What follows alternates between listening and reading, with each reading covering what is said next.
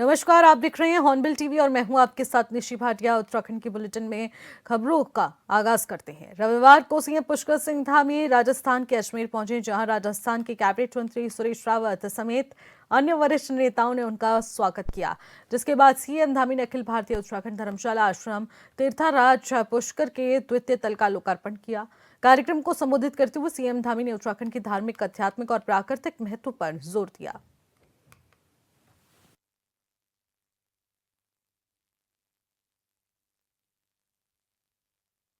निजी संपत्ति को नुकसान पहुंचाएगा तो उस दंगे से हुए नुकसान की भरपाई की एक एक पाई की वसूली उसी दंगा करने वाले से वसूल की जाएगी। इसके साथ ही हमने प्रदेश में इस पर भी रोक लगाई कि प्रदेश में कहीं पर नीली चादर, कहीं हरी चादर, कहीं पीली चादर, और इन सब चादरों के माध्यम से बड़े पैमाने पर सरकारी जमीनों को अतिक्रमण करना, सरकारी जमीनों पर कब्जा करना, इनके खिलाफ भी हमने कड़ी कार्रवाई सुनिश्चित की है। और एक प्रकार का लैंड जिहाद, इस लैंड जिहाद पर कार्रवाई करते हुए अभी तक हमने उत्तराखंड में 10,000 एकड़ से अधिक जमीन इन लैंड जिहादियों के कब्जे से मुक्त कराई है। इतना ही नहीं, हमने देवभूमि उत्तराखंड वासियों को 2022 में जब उत्तराखंड विधानसभा का आम चुनाव हुआ, हमारे प्रधानमंत्री नरेंद्र मोदी जी के नेतृत्व में हमने वचन दिया था कि नई सरकार के गठन होते ही हम उत्तराखंड में एक समान कानून, समान नागरिक संहिता का कानून, कोई किसी पंथ का होगा, किसी समाज का होगा, किसी वर्ग का होगा, सबके लिए उत्तराखंड में एक समान कानून हम लागू करेंगे। भाइयों बहनों, मुझे आप सबको बताते हुए खुशी है कि देवभूमि उत्तराखंड देश की आजादी के बाद देश का पहला राज्य बन गया है जहां सबके लिए समान नागरिक संहिता का कानून लागू हो गया है। भाइयों बहनों, हमने उत्तराखंड में पनप रही विभाजनकारी मानसिकता पर अंकुश लगाने के लिए राज्य में नया कानून लाकर मदरसा बोर्ड को भी भंग करने का निर्णय लिया है, समाप्त करने का निर्णय लिया है। अब उत्तराखंड में संचालित सभी विद्यालयों और मदरसों में सरकारी बोर्ड द्वारा निर्धारित पाठ्यक्रम ही पढ़ाया जाएगा। हम देवभूमि में किसी प्रकार की भी कबीलाई मानसिकता को पनपने देना, अलगाववादी के गतिविधियों का केंद्र बनाना, बल्कि ये हमारे यहाँ बिल्कुल किसी भी कीमत पर स्वीकार योग्य देवभूमि में नहीं है, बल्कि ज्ञान और संस्कार के मंदिर स्थापित करना हमारा उद्देश्य है। हम बच्चों को नई शिक्षा के माध्यम से संस्कार और संस्कृति दोनों की ओर ले जाते हुए, नवाचार की ओर ले जाते हुए, नई शिक्षा नीति के माध्यम से बच्चों को आज शिक्षा और संस्कार दोनों ही क्षेत्रों में आगे बढ़ाने का काम कर रहे हैं। यही नहीं, हमने प्रदेश के अंदर 250 से भी अधिक अवैध रूप से संचालित होने वाले मदरसों को भी हमने सील करने का काम किया है। आप सभी जानते हैं कि कुछ लोग हमारे धार्मिक स्थलों पर बेस बदलकर सनातन धर्म को बदनाम करने का षड्यंत्र कर रहे थे। इसलिए हमने उत्तराखंड में ऑपरेशन कालनेमी चलाकर ऐसे छदम बेशधारी जो धर्म के मार्ग पर आने वाले, धार्मिक लोगों की भावनाओं को आहत करने वाले, सनातन संस्कृति को बदनाम करने वाले ऐसे छदम बेशधारियों के खिलाफ ऑपरेशन कालनेमी चलाकर उनके खिलाफ भी हम सख्त कार्रवाई कर रहे हैं। आज के इस अवसर पर मैं आप सभी उत्तराखंडी भाई बहनों से यह आग्रह करता हूं कि आप जिस क्षेत्र में भी रहें, जहां भी काम करें, अपने राज्य की संस्कृति और मातृभूमि की पहचान और अपने पूर्वजों की इस गौरवशाली परंपरा को सदैव गर्व के साथ आगे बढ़ाते रहें। बहुत कठिन परिस्थितियों में, जैसा अभी तड़ागी जी कह रहे थे कि 1936 में इसका शुरुआत हो गया, और सच में वहां का एक बड़ा चुनौतीपूर्ण इतिहास है। कठिन परिस्थितियों में लोगों ने वहां से काम किया है, लेकिन मैं बहुत गर्व से कह सकता हूं कि उत्तराखंड के लोग जहां भी रहते हैं उन्होंने अपना एक मान बनाया है, सम्मान बनाया है, अपने ईमानदारी से, अपने परिश्रम से, अपने कौशल से एक विशिष्ट पहचान भी उन्होंने बनाई है और देश की सेवा में हमेशा योगदान दिया है। आज देवभूमि उत्तराखंड का ऐसा कोई ही परिवार शायद होगा जिस परिवार का देश की सेना से कोई न कोई संबंध न हो। हर घर से कोई सेना में, कोई पैरामिलिट्री में, देश की किसी न किसी सीमा पर भारत की सुरक्षा के लिए योगदान दे रहा है और बड़ी संख्या में, चाहे वो पहला विश्व युद्ध हो, दूसरा विश्व युद्ध हो या देश की आजादी के बाद जितने युद्ध हुए हैं, उत्तराखंड के वीर जवानों ने देश की रक्षा के लिए अपना सर्वोच्च बलिदान देने में कभी भी जो है किसी प्रकार की भी कोई पीछे हटने का काम नहीं किया है। हमेशा बढ़ चढ़कर उन्होंने देश की सुरक्षा के लिए अपना योगदान दिया है। भाइयों बहनों, आदरणीय प्रधानमंत्री श्री नरेंद्र मोदी जी के नेतृत्व और मार्गदर्शन में हम उत्तराखंड को देश की आध्यात्मिक राजधानी के रूप में स्थापित करने के लिए अपने विकल्प रहित संकल्प के साथ काम कर रहे हैं। मुझे पूरा विश्वास है इस संकल्प को पूरा करने के लिए प्रत्येक उत्तराखंडी, चाहे वो प्रदेश में रह रहा हो या देश दुनिया में किसी भी कोने में, अपनी निष्ठा, परिश्रम और संकल्प के साथ अपनी भूमिका निभाएगा और हम सब मिलकर उत्तराखंड को देश का श्रेष्ठ राज्य बनाने में अवश्य सफल होंगे। इसी के साथ अभी कड़ागी जी ने जो यहाँ पर कहा है, चूंकि इतना बड़ा ये निस्वार्थ सेवा का काम है और सच में जो लोग यहाँ पुण्य की प्राप्ति के लिए आते हैं उनके रहने का प्रबंध, यहाँ पर ठहरने का प्रबंध, जो भी उन्होंने कहा लाइट एवं अन्य समस्या, उसके लिए जो 50 लाख रुपए की धनराशि कही वो तत्काल जोशी की कही होंगे तो तत्काल वो राशि जो है हमारी यहाँ आ जाएगी। मैं उसकी घोषणा करता हूँ।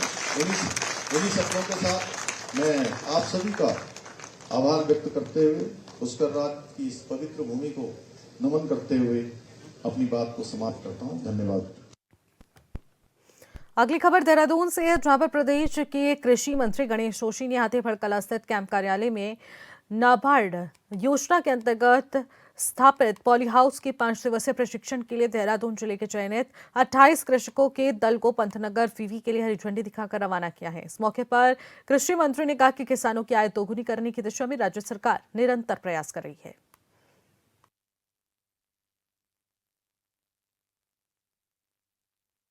हमारी एक महत्वाकांक्षी योजना जो नाबार्ड के सहयोग से चल रही है, 3 साल के अंदर 50,000 पॉली हाउसेज लगाने का लक्ष्य हमने रखा है।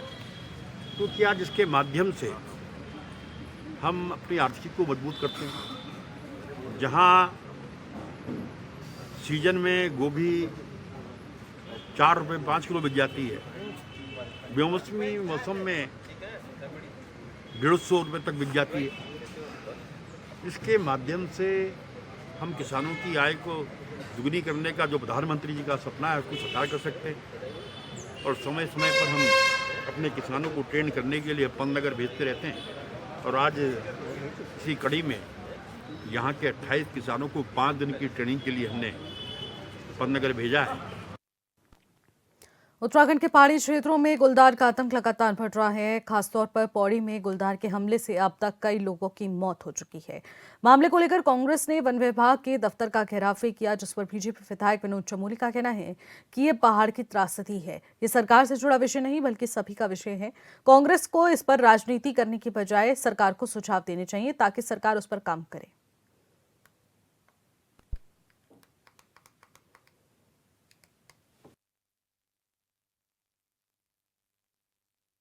देखिए, पहाड़ की ये त्रासदी है, ये समस्या है। ऐसा नहीं कि ये कोई भाजपा सरकार में ही हो रहा है।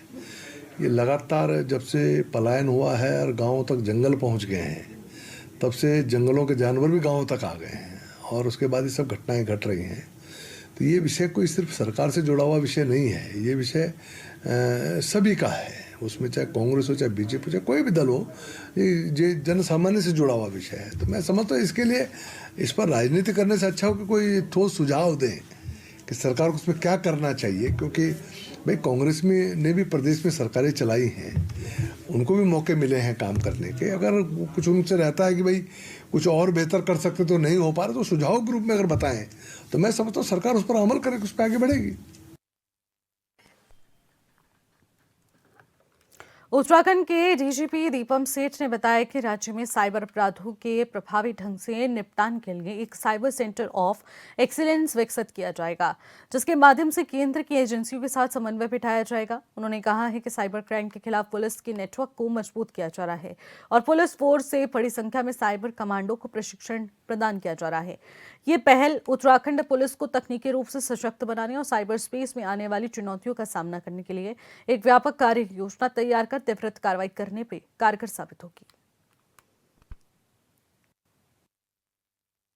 राज्य में एक बहुत बड़ा इनिशिएटिव जो है वो साइबर सेंटर ऑफ एक्सीलेंस को हम लोग विकसित करने जा रहे हैं, जो एक एकीकृत व्यवस्था होगी पूरे राज्य में और राज्य से केंद्र की एजेंसीज के समन्वय के लिए, और उसमें बैंकिंग इंस्टीट्यूशंस और सभी जो फाइनेंशियल चेन में इन्वॉल्व रहते हैं उनके प्रतिनिधि भी होंगे, जिससे कि ऐसे किसी भी प्रकरण की सूचना मिलते ही एक त्वरित जो उसकी प्रतिक्रिया होती है उसके तहत कार्रवाई हो, जिससे कि वो जो मनी ट्रेल है वो आइडेंटिफाई होके ब्लॉक हो जाए। तो इसमें कई इनिशिएटिव्स हम लोग कर रहे हैं। हमारे पुलिस फोर्स से बहुत बड़ी संख्या में साइबर कमांडोज सेलेक्ट हुए हैं, जो प्रशिक्षण अपना पूरा करके विभिन्न चरणों में वापस आ रहे हैं। 11 नवंबर 2024 की रात ओएनजीसी चौक पर हुए दिल दहला देने वाले सड़क हादसे की जांच आखिरकार एक बड़ी कानूनी प्रगति के साथ आगे बढ़ी है। आपको बता दें कि कैंट कोतवाली पुलिस ने करीब 1 साल बाद इस मामले में 500 पन्नों की विस्तृत चार्जशीट अदालत में दाखिल कर दी है और पुलिस ने घटना में दोषी पाए जाने वाले कैंट चालक राजकुमार, वाहन मालिक नरेश और हादसे के समय वाहन को किराए पर संचालन कराने वाले अभिषेक के खिलाफ चार्जशीट प्रस्तुत की है। वहीं देहरादून एसएसपी अजय सिंह के अनुसार चार्जशीट दाखिल होने के बाद सभी से अब इस गंभीर प्रकरण का ट्रायल जल्द शुरू होने की संभावना है। उन्होंने कहा कि पुलिस की ओर से तैयारी की गई है। दस्तावेजों में 60 महत्वपूर्ण गवाहों को शामिल किया गया है।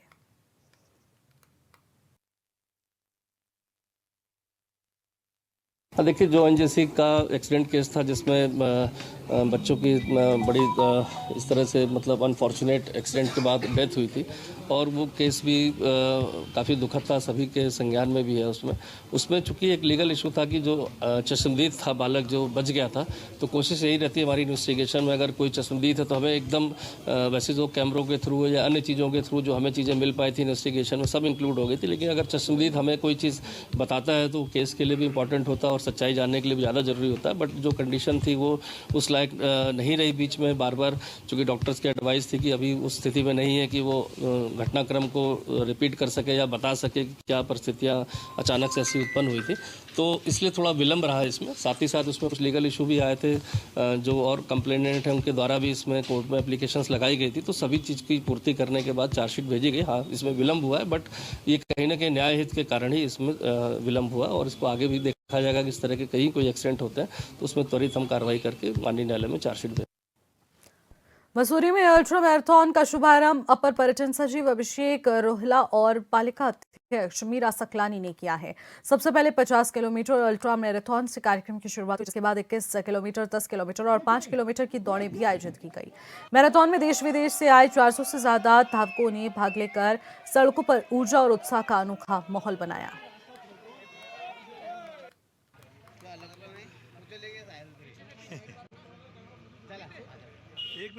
जी, एक बहुत पुराना सपना पिछले 10 साल का हमारे मसूरी प्रेमी, मसूरी के वासी और हमारे अभिन्न मित्र टॉम वॉल्टर साहब का था, जिनको आज पूरा होता देख के बड़ा अच्छा लग रहा है। एक अनप्रेसिडेंटेड एंथुजियाज्म है सारे रनर्स में। पूरे देश भर से टूरिस्ट आया है, टूरिस्ट के रनर्स आए हैं और उत्साह देखने योग्य है। आप सब देख ही रहे हैं, स्थानीय जनता साथ में जुड़ी है, नगर पालिका है, उत्तराखंड पर्यटन है। हम सबका धन्यवाद करना चाहेंगे और उम्मीद करेंगे कि इसको हम एक एनुअल अफेयर बना सकें। मैंने कहा ना, इसके पीछे सोच तो टॉम वॉल्टर साहब की थी, और इसमें मसूरी के आप किसी भी संस्था का नाम दीजिए, सबसे पहले तो नगर पालिका परिषद, ट्रेडर्स एसोसिएशन, होटल एसोसिएशन, जिन्होंने भी इस आइडिया को आगे लिया, MSA, पीकू स्पोर्ट्स, हमारे ब्रेंटफोर्ड वाले, सनी, रजत, सब लोग, क्योंकि ये हैं मसूरी वाले, लेकिन मेरे लिए टॉम सर के बेटे होने के नाते ये उनके दोस्त थे, ये उनके एक एक्सटेंडेड परिवार के हिस्से हैं। तो जब ऐसे लोग इस प्रोजेक्ट से, इस रेस से जुड़े हैं, तो मुझे पूरा यकीन था डे वन से, जब मुझे मालूम पड़ा कि ये रेस होने वाला है। मैं जानता था कि मेरे फादर का एक सपना था, पूरी बैक स्टोरी मैं जानता हूँ एज ए सन। और मैंने कहा अच्छे लोग, मसूरी के लोग जब इस ड्रीम को आगे ले जा रहे हैं मेरे फादर के लिए, तो इससे बड़ी खुशी की बात मेरे लिए।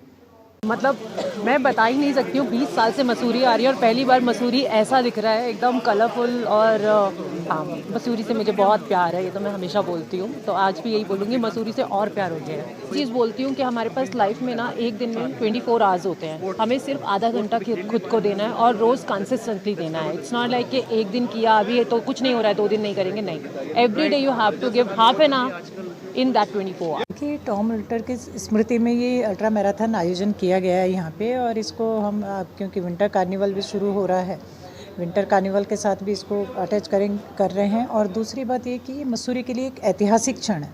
मसूरी का स्पोर्ट्स में अपना एक इतिहास रहा है, यहाँ बहुत स्पोर्ट्स प्रेमी रहे हैं। मेजर ध्यानचंद जी की टीम में भी यहाँ से एक बड़ा प्रतिनिधित्व रहा है। तो इस वजह से भी यहाँ स्पोर्ट्स की अगर हम लोग बात करें, और फिर यहाँ पे अल्ट्रा मैराथन की जो बात हो रही है, तो मुझे लगता है ये एक ऐतिहासिक क्षण है। और ये अल्ट्रा मैराथन से लोगों को ये संदेश भी जा रहा है कि मसूरी जब दौड़ने के लिए सुरक्षित है, तो टूरिस्ट के लिए भी बहुत सुरक्षित स्पेस है मसूरी। ये आज मसूरी मैराथन का आयोजन किया जा रहा है। अलग अलग फॉर्मेट में ये दौड़ करवाई जा रही है, और इससे जो शीतकालीन पर्यटन का प्रयास है उसको बढ़ावा मिलेगा। और हमें उम्मीद है कि जो पर्यटक हैं जो मसूरी में आते हैं देश के अलग अलग स्थानों से, उनको भी उनके लिए एक आकर्षण का केंद्र ये इस तरह के कार्यक्रम बनते हैं, और आने वाले समय में और इसको ख्याति प्राप्त होगी। जी बिल्कुल, एक बहुत मेजर बूस्ट मिलता है ऐसे इवेंट्स से, और जब ये इवेंट्स बार बार किए जाते हैं तो आने वाले सालों में इसका एक सकारात्मक प्रभाव देखने को मिलेगा। न सिर्फ पर्यटकों की संख्या में बढ़ोतरी होगी, ख़ासतौर पे ऑफ सीज़न जो हमारे यहाँ शीतकाल में होता है, और उसके साथ साथ ही एक फिट इंडिया मूवमेंट जो है, पूरे देश को स्वस्थ बनाने की जो मुहिम है भारत सरकार की, उसको भी बल मिलता है इस तरह के कार्यक्रमों से।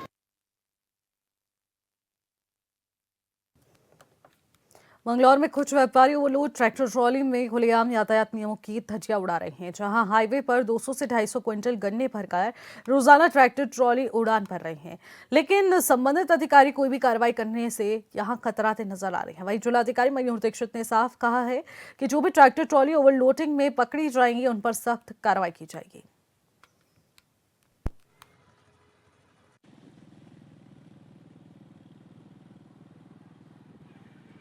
देखिए, इसमें हमने जागरूकता बैठकें भी करी थी, और साथ ही किसानों को और अन्य जो भी ऐसी एजेंसीज़ हैं या जो पार्टीज़ हैं जो कि गन्ने को ट्रांसपोर्ट कर रही हैं, कि वो ऐसे कोई कार्य ना करें जिससे कि कोई हादसा हो जाए। इसमें अगर बहुत ही ओवरलोडिंग करके या फिर अलग-अलग पटरी लगा के बहुत ज़्यादा गन्ना लेकर चलेंगे, तो निश्चित तौर पे हादसे को इनवाइट कर रहे हैं, और साथ ही कंजेशन ट्रैफिक का भी बढ़ेगा। इसमें गन्ना विभाग और जो राजस्व विभाग है, पुलिस विभाग, इनकी जॉइंट चेकिंग भी की जाती है, और अगर कोई भी फिर भी इसके बाद भी कोई ऐसी अत्यधिक मात्रा में गन्ने का मूवमेंट करेगा, तो उस पर हम कार्रवाई भी करेंगे। मसूरी पुलिस और राजपुर पुलिस ने मसूरी के प्रमुख क्षेत्रों में बड़े पैमाने पर सड़क सुरक्षा और वाहन चेकिंग अभियान चलाया। दरअसल मसूरी के 0 पॉइंट क्षेत्र पर अचानक से हुई इस कार्रवाई का उद्देश्य यातायात नियमों का पालन सुनिश्चित करना और किसी भी अप्रिय घटना से पहले सुरक्षा तैयार करना जरूरी है। और सीओ मसूरी मनोज असवाल का कहना है कि उच्च अधिकारियों को निर्देशित कर दिया है कि चेकिंग अभियान समय समय पर किया जाए। ये एक हमने अपनी जो पुलिस की तैयारियां होती है उसका भी एक समय समय पे हम लोग मॉक टेस्ट करते हैं कि हम लोगों की तैयारी किस लेवल की है, कितने शॉर्ट टाइम पे हम लोग रिस्पॉन्ड कर सकते हैं किसी सिचुएशन में। तो आज थाना मसूरी और राजपुर के स्टाफ को एक कॉल दी गई थी, तो उसको कितने टाइम पे वो रिस्पॉन्ड करेंगे, कैसे हम लोग वहाँ पे अपनी चेकिंग व्यवस्था करेंगे, जिसके तहत कोई अवैध सामग्री, कोई संदिग्ध व्यक्ति, संदिग्ध वाहन या कोई संदिग्ध सामग्री अगर कोई परिवहन करता है तो उसको हम रोक सकें, उसको पकड़ सकें और उसके खिलाफ कार्रवाई कर सकें। उधम सिंह नगर में आवारा कुत्तों का खतरा लगातार बढ़ता जा रहा है। वहीं जिला मुख्यालय रुद्रपुर में कार्रवाई शुरू भी हो गई है, लेकिन काशीपुर की स्थिति अभी भी ज्यादा खतरनाक चल रही है। ऐसे में शहरों की गलियों, सड़कों और कॉलोनियों में कुत्तों का आतंक इस कदर बढ़ गया है कि लोग घरों से निकलने में भी डर रहे हैं। तो वहीं जिला अस्पताल में रोजाना 50 से 60 लोग रेबीज इंजेक्शन लगवाने के लिए पहुंच रहे हैं, जिससे हालात बेहद गंभीर नजर आ रहे हैं। माननीय उच्च न्यायालय के आदेशानुसार हम लोग नगर निगम द्वारा एक डॉग शेल्टर हाउस बनाने जा रहे हैं, जिसमें हमारे जो स्ट्रीट के डॉग्स हैं, जो आवारा कुत्ते हैं, उनको हम वहाँ रखेंगे।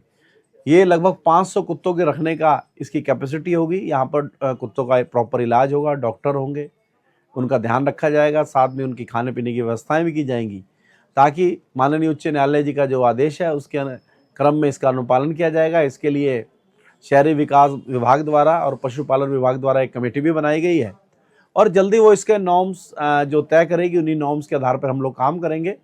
ये लगभग 500 कुत्तों को रखने के लिए शेल्टर हाउस होगा, जिससे आवारा कुत्तों से निजात मिलेगी। हमारे यहाँ जो है टीके 50-60 लगते हैं। 50 से 60 टीके हमारे यहाँ, कुत्ता हो, कॉमन जो एनिमल्स हैं, है ना, तो इसके टीके हमारे पास पर्याप्त होते हैं। हम इसकी व्यवस्था करते हैं और इससे हमारा कोई भी व्यक्ति लौट के नहीं जाता, बल्कि बाइट अगर बड़ी हो तो उसमें भी हमने 0 डोज की व्यवस्था इमरजेंसी में कर रखी है, या छुट्टियों के दिनों में हो तो उसकी भी व्यवस्था कर रखी है।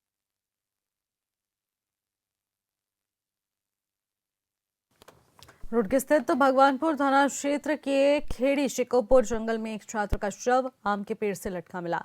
घटना के बाद इलाके में सनसनी फैल गई। पुलिस ने मौके पर पहुंचकर शव का पंचनामा भर के पोस्टमार्टम के लिए भेज दिया है।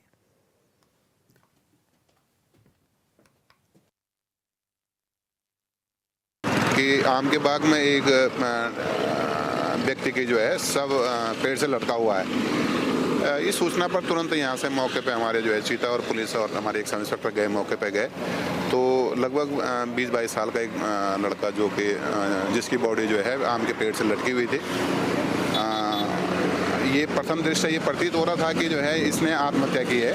कल ही इसकी गुमशुदगी भी जो है थाने में आई थी। प्रथम दृष्टया ये लग रहा है कि ये आत्महत्या का मामला है और हम लोग सारे एंगल पे जो है इस पे जांच कर रहे हैं। डेड बॉडी को जो है इसका पीएम हो चुका है और परिजनों को डेड बॉडी सुपुर्द की जा चुकी है। बाकी की जाँच जो है जारी है। फिलहाल इस बुलेटिन में इतना ही। आप देखते रहिएगा हॉर्नबिल टीवी। नमस्कार।